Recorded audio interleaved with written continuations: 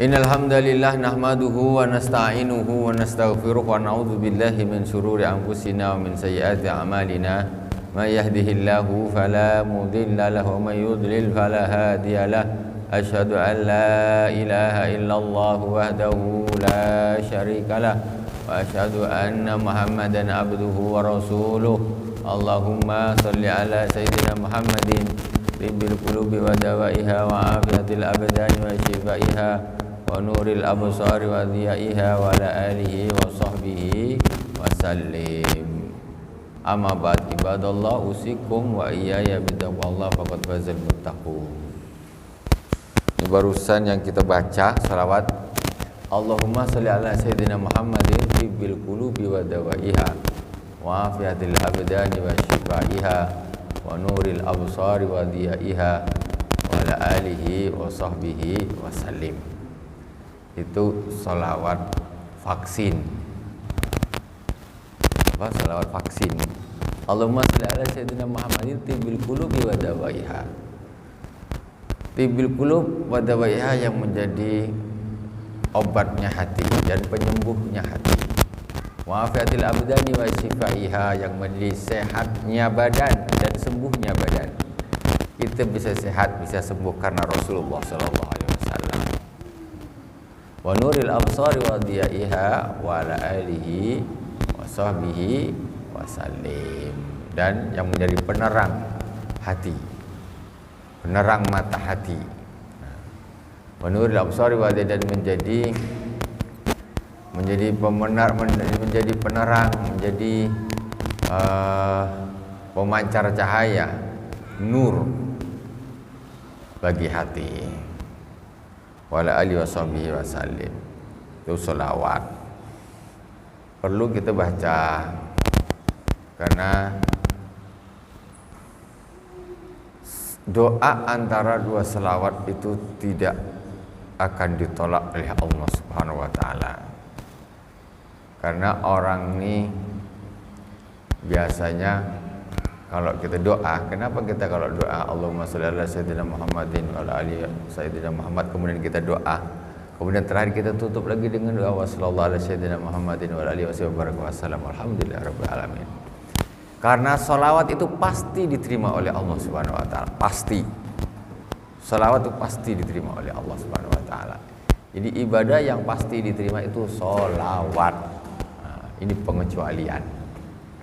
Jadi ketika di atas dibaca selawat, kemudian di tengahnya doa, di bawahnya selawat lagi, Allah malu untuk menolak sesuatu antara dua perkara yang diterimanya. Makanya orang doa itu sunnahnya di awal dengan selawat, diakhiri ditutup dengan selawat. Selawat itu adalah ibadah yang tidak ditolak, tidak akan ditolak oleh Allah Subhanahu wa taala. Itu keistimewaan. Kalau sholat kadang diterima, kadang tidak. Nah, kalau sholawat tidak, luar biasa. Itu keistimewaan sholawat. Makanya banyak-banyak membaca sholawat. Luar biasa baca sholawat nih. Dan butuh itikad. Ketika orang lain sibuk aja mulutnya untuk yang lain, untuk mikirin ini, mikirin itu. Nah, ngomong yang tak betul, ngomong yang tak manfaat, itu aja yang diomongkan. Tak ada lain. Kita bagus untuk baca selawat, insyaallah dijaga oleh Allah Subhanahu wa taala. Itu namanya selawat tibbil qulub. Selawat obatnya hati. Obatnya hati juga obatnya badan, juga penerangnya mata batin, penerangnya hati. Itu selawat tibbil qulub namanya. Kajian kita sekarang kambing dan lembu sudah disembelih. Kita balik lagi ke bab solat, ya. Lembunya dah disembelih, kambing dah disembelih dah. Kita balik lagi ke bab solat. Kemarin kita sampai kepada faslun fi arkanus solah, rukun solat, ya. Betul? Kita sampai di rukun solat. Bismillahirrahmanirrahim. Kita Fatihah dulu kepada baginda Rasulullah SAW. Kita tak tahu ibadah mana yang kita duduk di sini nih yang diterima oleh Allah Subhanahu wa taala. Bisa jadi kita duduk Fatihah kita yang diterima. Kita sambung ruh kita dengan baginda Rasulullah sallallahu alaihi wasallam, Fatihah kepada beliau, kepada para nabi, kepada para sahabat, tabi'in, tabi'in, para aulia, wasyuhada, wassalihin, wal masyayikh, khususnya Abu Sayyid Muhammad bin Alwi Al-Malik Al-Hasani, Abu Sayyid Ahmad bin Sayyid Muhammad Alwi Al-Malik Al-Hasani. Wa husun ilal muallif amadana Allahu bimadadihim wa afada alaina min barakatihim wa anwarihim wa ulumihim fid din wa dunya wal akhirati bisirril Fatihah.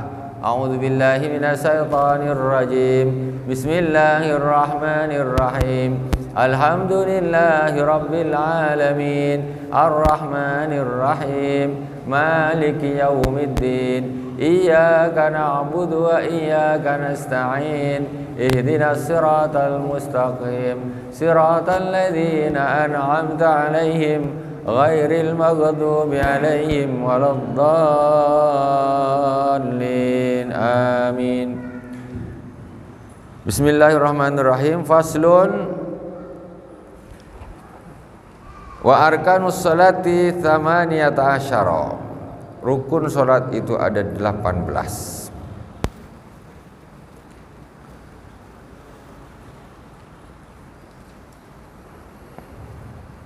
Thamaniyata asyara ruknan. Yang pertama an-niyatu wa yaqasdu syai'in muqtarinan bi fi'lihi wa malu al-qalbu fa in kanatis salatu fardan wajaba niyatul fardhi wa qasada fi'liha wa ta'yinaha min sub'in aw dhuhrin masalan aw kanatis salatu naflan dzata waqtin karatibatin aw dzati sababin kastisqa'in wajaba qasdu fi'liha wa ta'yinuha la niyatan nafliyah. Ini kemarin kita sudah bahas. Yang namanya niat itu tempatnya di hati bersamaan dengan kita melakukan amal tersebut. Jadi niat itu kapan? Allahu Akbar. Waktu Allahu Akbar inilah kita niat salat maghrib, salat isya, jadi makmum fardu karena Allah Ta'ala. Itulah. Jadi sebelumnya ini kenapa ada usolli fardal maghribi salat rakaat, itu ijtihadnya Imam Syafi'i rahimahullah taala untuk membantu hati. Untuk membantu hati, biar hati ini terbantu. Jadi membaca usolli begitu Allahu Akbar ini sudah terbantu. Nah, tidak wajib hukumnya. Hukumnya tidak wajib. Imam Syafi'i pun tak mengatakan wajib sama sekali. Imam Syafi'i tidak mengatakan wajib. Itu hanya ijtihad beliau, ya. Karena niatnya adalah untuk membantu hati kita. Jadi tak tahu Allahu Akbar lari-lari Allahu Akbar, sah-sah saja. Orang namanya niat itu memang di dalam hati kok, tidak ada masalah. Cuma ada sebagian kelompok orang yang terlalu anarkis lah, kalau bahasa kasarnya ini, terlalu kaku, langsung dia bantai, dia pakai bahasa bid'ah dolalah. Berarti semua orang yang sholatnya pakai usolli fardal maghribi itu semua pelaku bid'ah dolalah wa kullu dolalatin finnar. Setiap yang sesat itu masuk neraka jahanam. Lah sudah banyak betul. Yang tak masuk neraka mika-mika orang aja lah, berapa orang lah itu yang aduh hebat. Kita yang melakukan silakan melakukan, tapi ngotot juga tak boleh. Enggak bisa, ini harus enggak bisa boleh. Imam Syafi'i saja tidak mengaku kalau itu memang ijtihadnya beliau. Nah, itu memang tidak ada di dalam sunnah. Hanya sekedar untuk membantu. Apalah salah sebelum sholat? Apa yang salah sebelum sholat itu? Sebelum sholat orang bilang usolli fardhu zuhri arba'a raka'atin. Sebelum Allahu Akbar, apa salah? Sekarang orang kawan sebelah, habis ini kita ngopi yuk. Ayo. Allahu Akbar. Boleh tak? Boleh sebelum sholat. Kecuali dia Allahu Akbar, habis ini ngopi yuk. Nah, ini baru tak boleh. Sekarang ini kadang-kadang orang ini yang dipermasalahkan hal-hal yang apa istilahnya sebenarnya lucu. Kita tidak memasukkan usolli fardal maghrib itu di dalam sholat sama sekali. Itu pra sholat, sebelum sholat. Tak ada masalah. Anak muda, habis ini kita futsal ya. Oh ya, Allahu Akbar, kata dia habis. Lah sudah. Sebelum sholat terserahlah. Asal jangan nyanyi lagu cinta aja. Anak sholat lagu cinta. Nah, ini kan mengucapkan sesuatu yang bisa menolong hati. Nah, apa saya nak niat melakukan sholat fardu maghrib.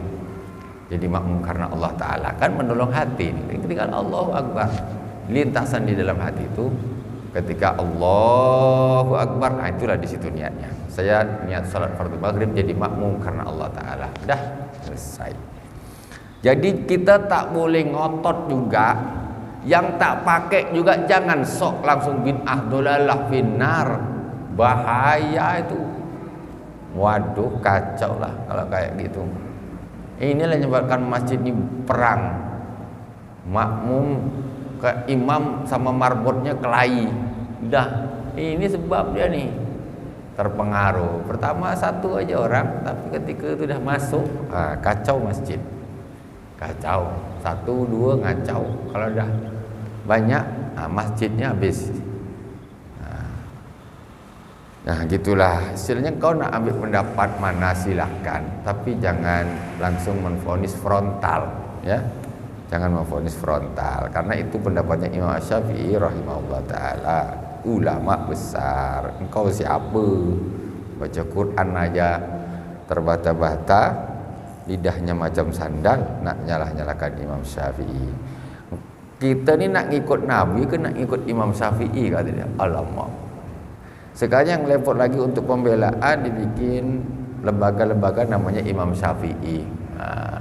Seolah-olah supaya orang-orang yang fanatik Syafi'i ini ikut. Hati-hati. Imam Syafi'i itu fikih. Sementara akidah ini urusannya lain. Akidah kita Ahlus Sunnah wal Jamaah. Ya, akidah kita Ahlus Sunnah wal Jamaah, bukan Mujassimah, bukan Syiah, bukan Wahabiyah, bukan.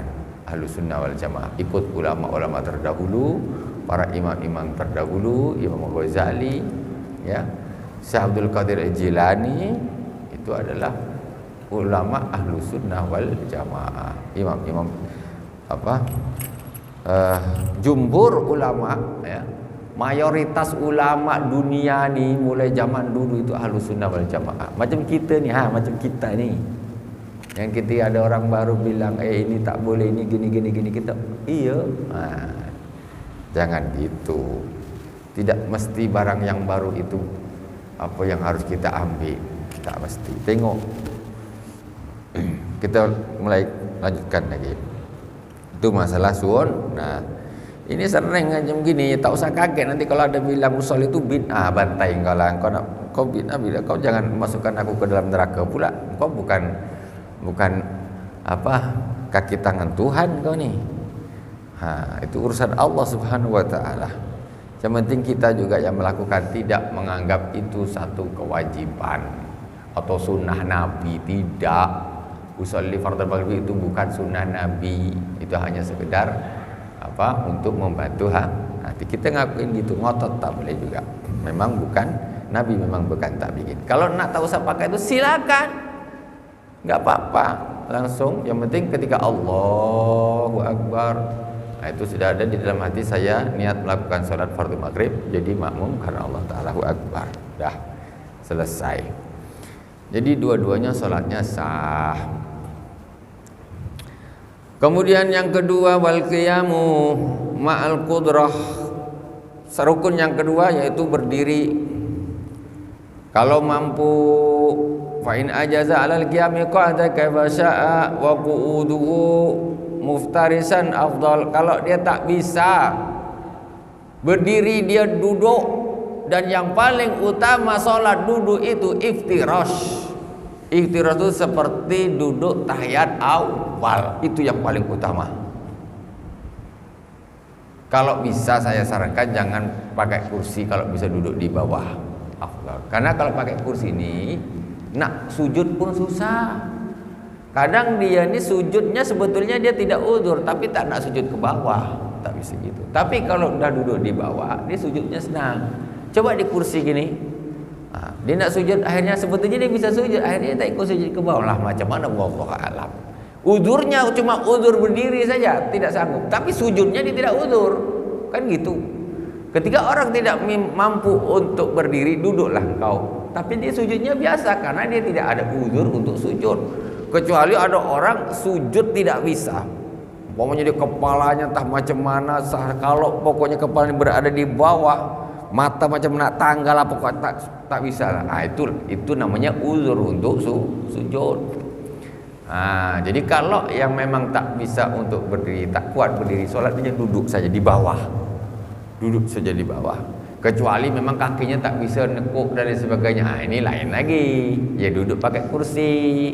Sekarang kalau duduk di bawah, yang paling afdal boleh duduknya tuh bersila boleh, ditumpuk kakinya gini boleh.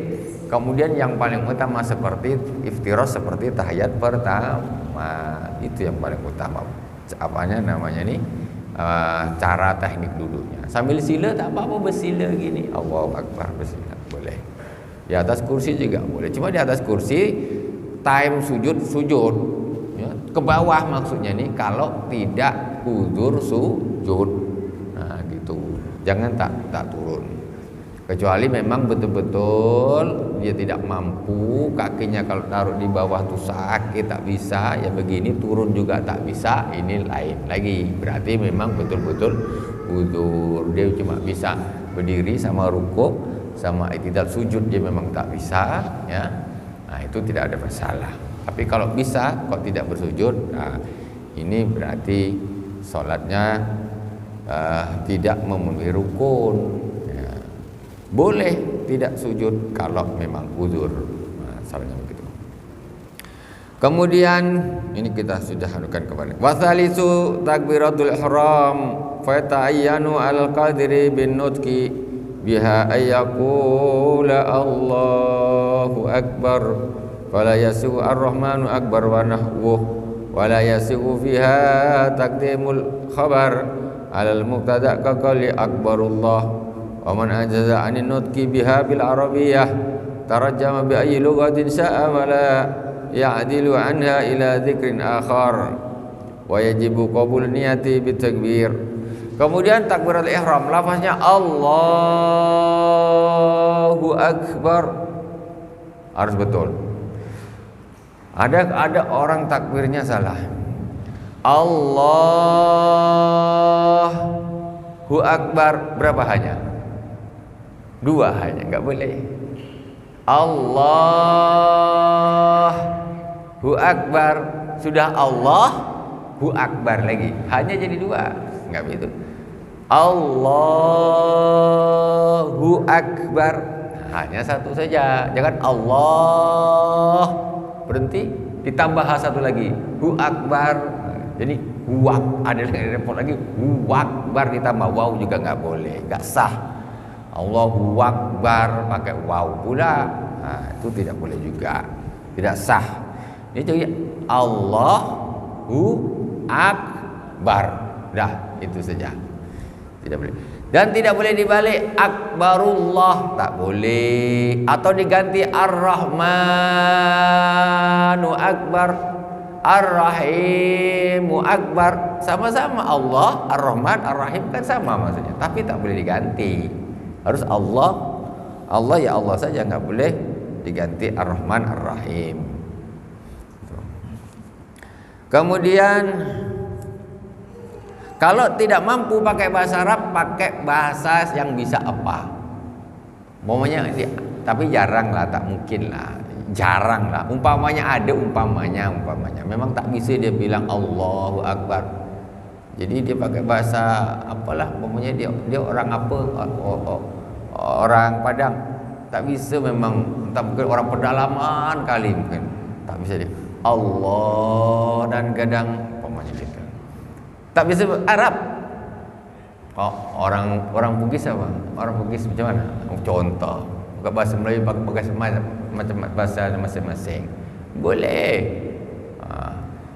Tapi itu tentu jarak. Cuma umpamanya ada. Umpamanya ada. Itu. Ya.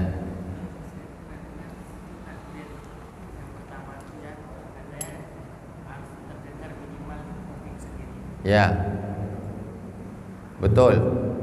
Takbiratul ihram minimal terdengar di telinga sendiri kalau situasi tenang. Kenapa? Karena itu rukun qauli. Rukun qauli, perkataan. Namanya perkataan itu berarti dari mulut. Jadi Allahu Akbar pakai hati gak sah. Karena qauli itu perkataan, berarti dari lisan keluarnya. Nah, jadi kalau Allahu Akbarnya di dalam hati, ya gak sah. Itu bukan perkataan namanya. Berkata dan itu namanya apa dalam hati apa namanya? Nah, itu tak sah.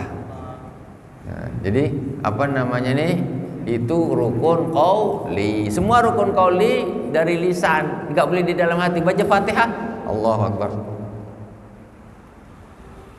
Di dalam hati baca Fatihah. Tak sah. Harus ada suaranya yang keluar walaupun pelan.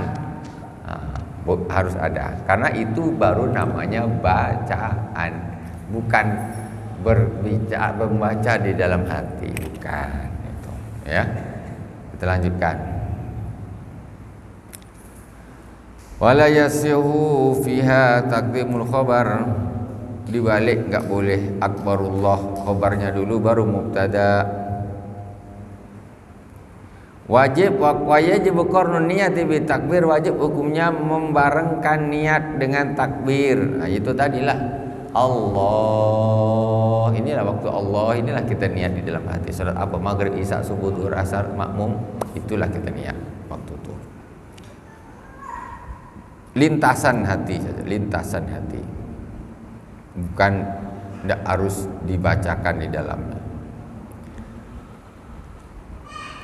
Wa amman Nawawi fakhtara al-iktifa bil muqarana al-urfiyah bi haitsu yu'addu qarnan annahu mustahdirun lis-shalah. Kalau Imam Nawawi memilih pendapat pokoknya bukan, kan ada pendapat yang sangat susah, pokoknya niatnya harus mulai dari Allah sampai baru selesai dihadirkan dalam hati. Itu repot, itu repot. Kata Imam Nawawi, ala pokoknya Allahu Akbar. Kira-kira kita tak lalai saja. Kita memang niat di situ ada maghrib jamaah, fardu dah jadi. Tak ada, tidak dibentuk mulai Allahu Akbar ini harus diurut, itu tidak. Yang penting di lintasan di dalam hati itu sudah namanya muqarana, enggak harus pas-pas kali, enggak harus. Itu menurut Imam An-Nawawi. Itu. Imam Nawawi ini mujtahid, mujtahidnya mazhab Imam Syafi'i, boleh dipakai. Nah, jadi enggak harus mulai pertama sampai bar itu niatnya ada semua, tidak harus. Yang penting terlintas di dalam hati. Kemudian warabi'u qiraatul Fatihah au badalaha, qiraatul Fatihah au badaliha liman la yahfazuha fardhan kanatis salatu au nafla. Wa bismillahirrahmanirrahim ayatun minha.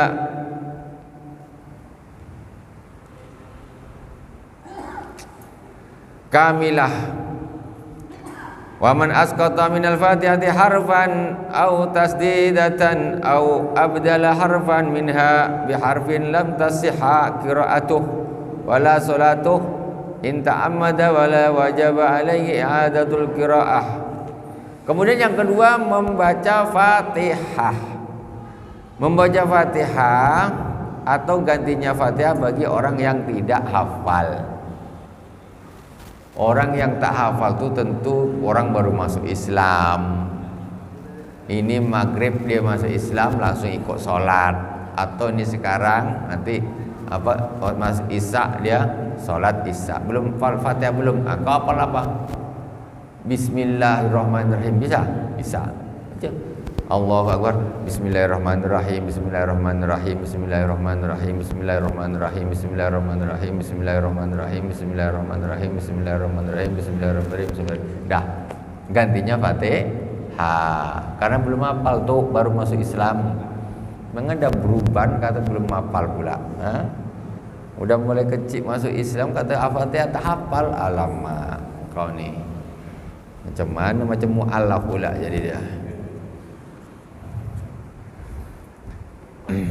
Kemudian Bismillahirrahmanirrahim ayatun minha. Menurut Imam Asy-Syafi'i, Bismillahirrahmanirrahim itu termasuk ayat dari Fatihah. Sekarang nih sebetulnya perbedaan pendapat itu ada mulai zaman dulu. mulai zamannya para imam tuh sudah ada perbedaan pendapat, tapi orang ributnya sekarang. Yang ribut sekarang ini orang-orang yang baru-baru tahu saja tuh yang ribut. Dia gampang menyalahkan orang lain. Kalau Imam Syafi'i bilang Bismillah itu termasuk ayatnya Fatihah. Kalau orang sholat tak baca Bismillah Fatihahnya, berarti Fatihahnya tidak sah karena kurang. Sholatnya juga tidak sah, itu menurut Imam Syafi'i. Tetapi Imam Malik mengatakan Bismillah tidak termasuk Fatihah. Kalau dia tak baca Bismillah, Fatihahnya tetap sah, sholatnya tetap sah. Ini guru, ini murid. Imam Malik itu gurunya Imam Syafi'i. Imam Syafi'i ketika dia di Baghdad, dia pendapatnya lain, qaul qadim namanya, kemudian dia pindah ke Mesir namanya qaul jadid. Ketika qaul qadimnya banyak sama dengan gurunya Imam Malik, dengan gurunya yaitu Imam Malik, ketika dia pindah ke Mesir itu banyak perubahan-perubahan pendapatnya Imam Syafi'i. Jadi sekarang ada orang yang sholat baca Bismillah tak baca Bismillah, ya. Kita nak ikut siapa? Gitu saja. Kita nak ikut siapa? Gurumu siapa? Kau punya guru tak? Gurumu ngajarkan tak? Jangan sekarang kadang-kadang orang ini sok-sokan nyalah-nyalahkan orang. Oke lah, ada orang yang dia nak ngikut Bismillahnya tidak. Kalau menurut Imam Ahmad bin Hambal, Bismillah dibaca tapi pelan. Imam Ahmad bin Hambal. Kalau Imam Malik tak baca. Tapi mereka ini dulu tak berkelahi mereka. Tapi kau punya tak sah, kau punya tak sah, aku punya je sah.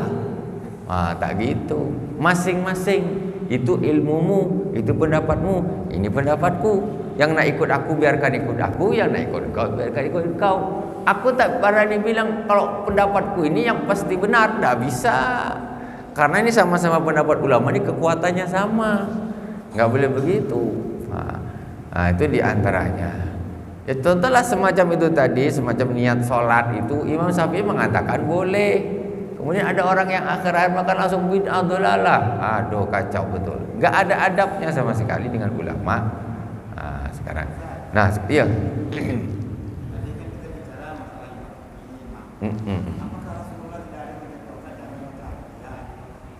Ada hadisnya. Hadisnya ada.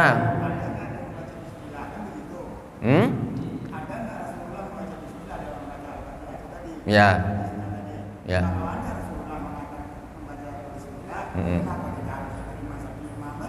Ya. Ya, gini. Masalahnya begini, Pak. Jadi hadis itu banyak. Periwayatan juga banyak. Jadi hadisnya tidak satu. Kalau hadis itu cuma satu, Rasulullah salat begitu, tak ada perbedaan. Contoh, Rasulullah kalau salat mesti baca Fatihahnya, maksudnya Fatihahnya ini mesti baca. Maka ulama semua sepakat, semua baca Fatihah. Nah, masalah bismillah ini ada satu kejadian. Ada satu hadis mengatakan, ada satu hadis menyebutkan ketika imam membaca alhamdulillahirabbil alamin, dimulainya dari situ. Alhamdulillahirabbil alamin sampai waladhdallin, kemudian amin sama-sama, maka kita akan ketika beramin dengan aminnya malaikat, itu kita akan dikabulkan doanya, akan mendapatkan berkahannya. Itu hadis yang seperti itu. Ada hadis yang mengatakan saya sholat di belakang Rasulullah sallallahu alaihi wasallam. Hadis salah satu sahabat mengatakan, di belakang saya tidak Abu Bakar, di mana saya tidak Umar, saya tidak mendengar Rasulullah membaca bismillah. Ada hadis gitu. Ada sahabat yang lain mengatakan, saya mendengar Rasulullah membaca bismillah. Lah sudah. Akhirnya ulama nih yang ini, aku nak ambil yang mana? Aku ambil yang inilah. Aku ambil yang inilah. Jadi sampai sekarang berbeda. Jadi ada hadis seorang sahabat bilang, aku sholat di belakang Rasulullah, di belakang saya tidak Abu Bakar, di mana saya, aku tidak mendengar Rasulullah membaca bismillah. Terus jadinya sekarang pendapat ada tiga. Yang mengatakan satu tak baca bismillah, yang mengatakan satu baca bismillah dengan keras Imam Syafi'i, yang satu mengatakan baca bismillah tapi pelan, tak terdengar orang belakang. Hadisnya kan banyak. Jadi imam ini pun aku ambil yang ini, itu yang menyebabkan perbedaan. Ya, tiga-tiga boleh dipakai. Begitu. Tiga-tiga yang meriwayatkan sahabat ini, sahabat ini, sahabat ini. Karena sahabat ini kadang yang ini sholat belakang Nabi, ini sholat belakang Nabi, ini sholat belakang. Itu yang menyebabkan perbedaan pendapat. Tapi kalau hal-hal yang tidak ada perbedaannya itu biasanya memang kompak. Rasulullah begitu terus, tak pernah berbeda. Sahabat tentu kompak. Makanya yang seperti ini kita apalagi dah para imam itu kenapa mereka berbeda? Bukan karena dia ngarang sendiri, tidak. Sama sekali tidak. Kenapa? Contoh masalah batalnya wudhu. Imam Syafi'i bilang megang perempuan laki-laki gini batal wudhu.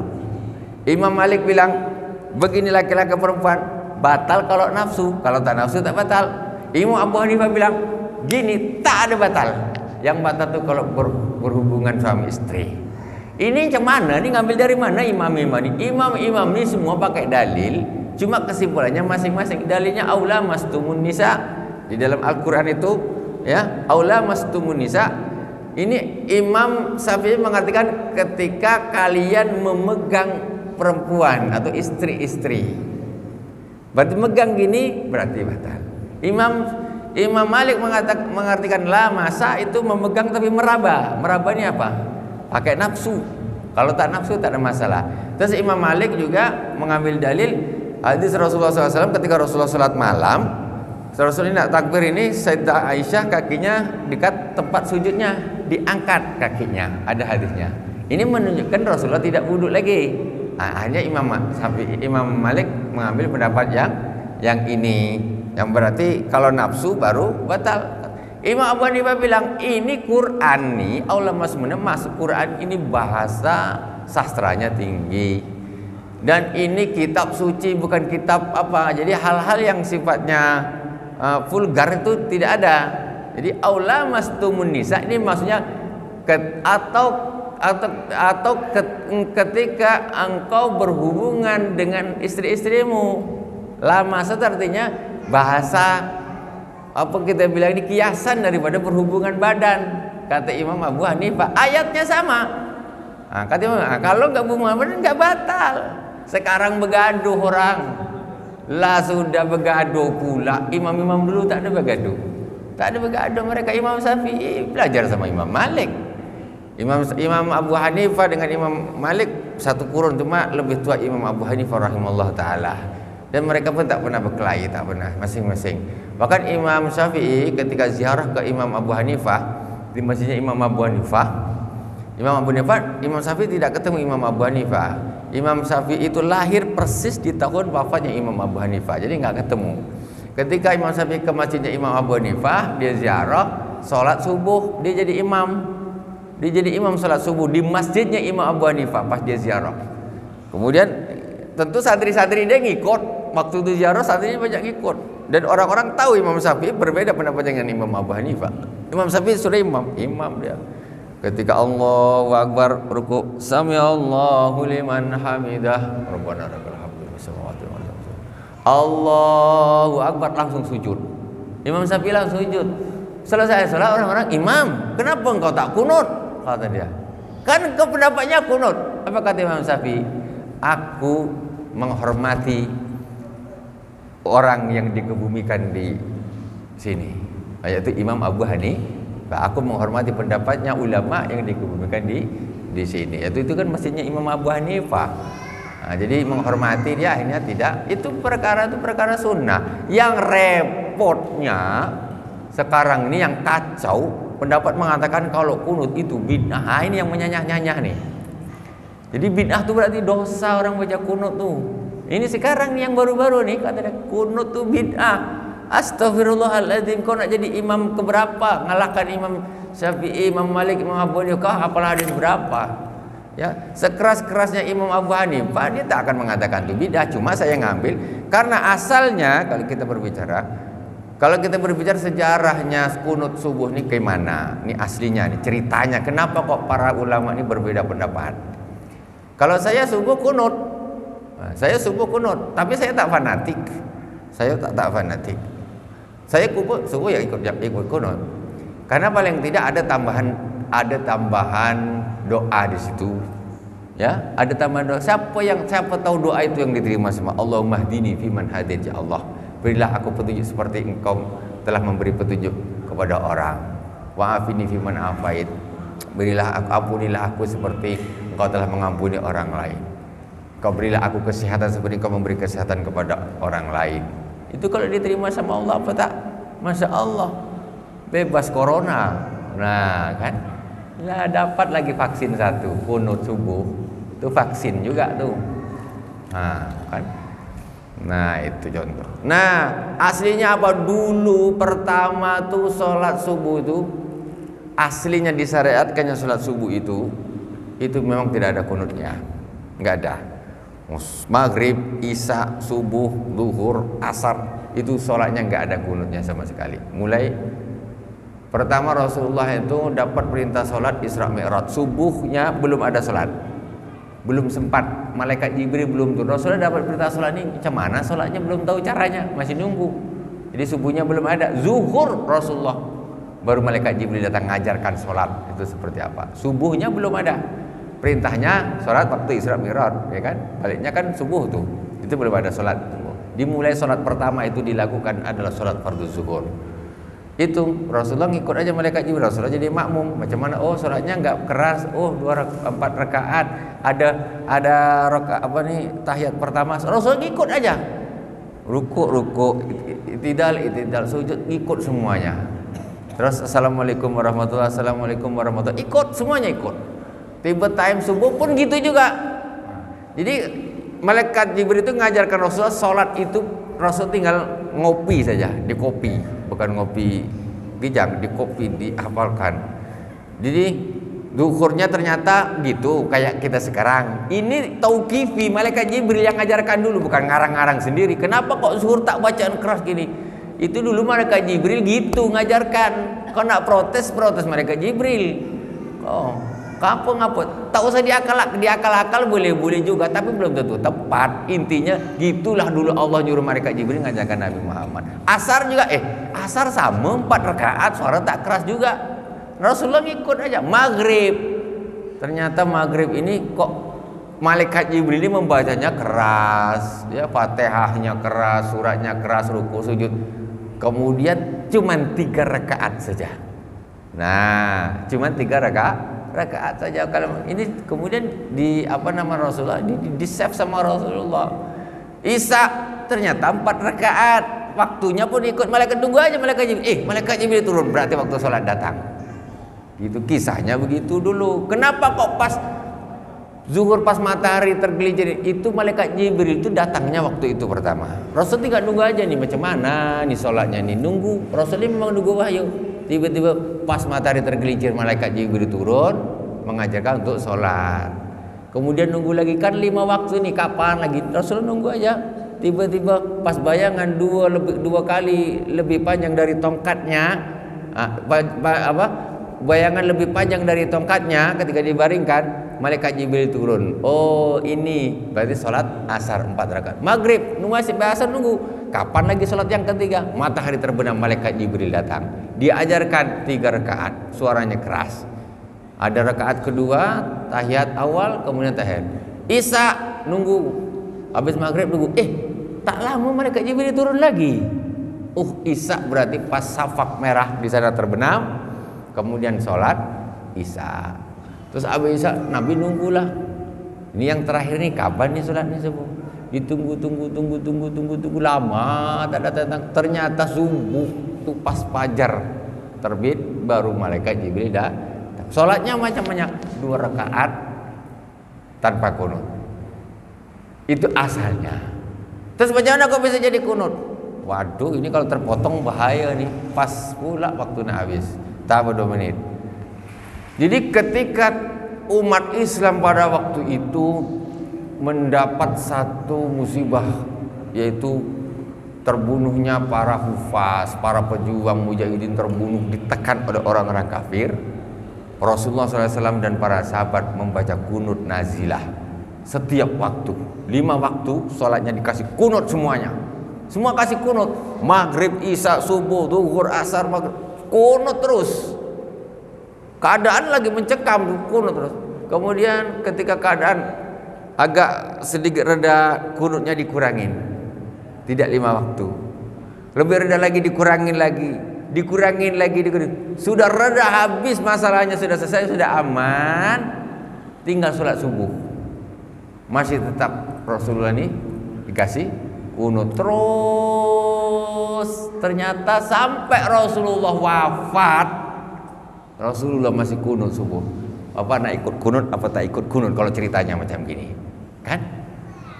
Beginilah ceritanya. Akhirnya Imam Abu Hanifah ngambil awalnya. Ngambil awal Imam Abu Hanifah. Aku ngambil awal lah. Awal dia tak ada, aku ngambil awal, kata dia. Tak ada kunut. Imam Syafi'i, aku ngambil akhir. Karena Rasulullah sampai akhir hayat dia tetap kunut. Lah sudah, mereka tak bergaduh. Imam Malik ngambil akhir, Imam Malik kunut. Ya, Imam Malik kunut. Cuma sedikit berbeda, Imam Malik kunutnya sebelum ruku. Nah, itu juga ada dalilnya juga. Sama. Begitulah kisahnya. Jadi kita tak usah bergaduh, yang penting kita ada gurunya.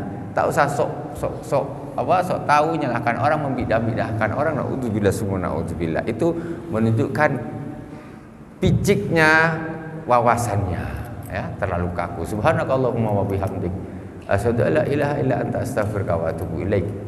Wassallallahu ala sayyidina Muhammadin wa ala alihi washabihi wa baraka wasallam. Alhamdulillahirabbil alamin. Wassalamualaikum warahmatullahi wabarakatuh.